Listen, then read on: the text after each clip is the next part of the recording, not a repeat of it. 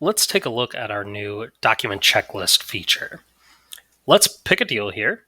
We will go into the deal itself and we will now click on documents. And here you will see a few new features, these document containers. So these document containers you can set up very similarly to your timeline to have a baseline set of documents that are required for you to fill out before you close a deal.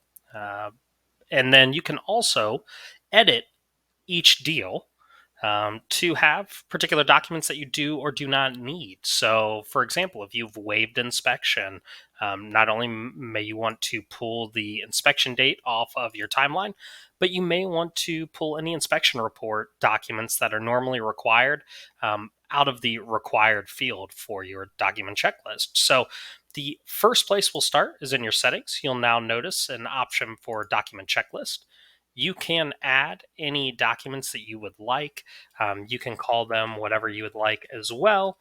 So we will go ahead and create an inspection report.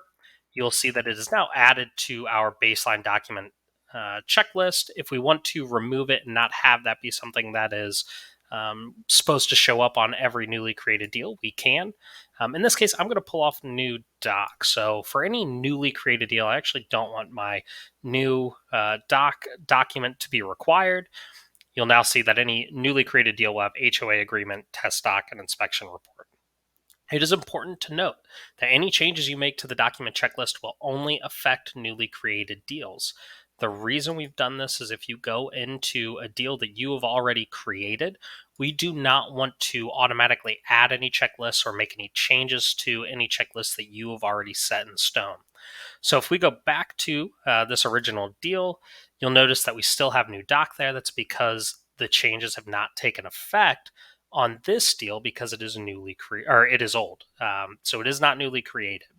What we can do though is I can go in and configure this deal.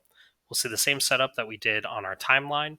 I can then pull that new doc that I did not need, or maybe I do not need. I can add in a document that I want to have as a requirement.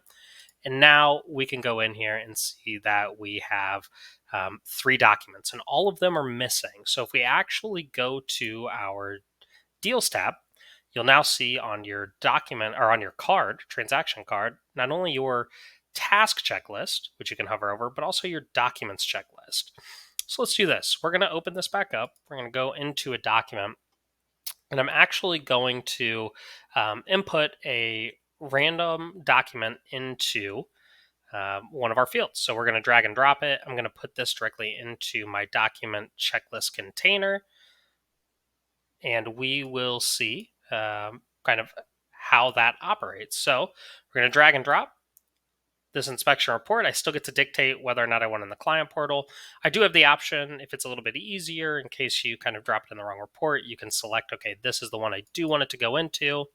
We'll go ahead and upload the document. There you go. It's already showing in there. It's now marked green. If we go to our deals tab, you will now see our documents. We've done 1 out of 3, and so that is updated. Do not fear, you could still add additional documents to your folder that maybe aren't required in your checklist.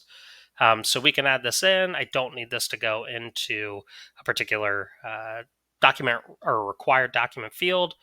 And I can still add any folders that I may need to as well with those documents that are not part of the required checklist. So enjoy using this.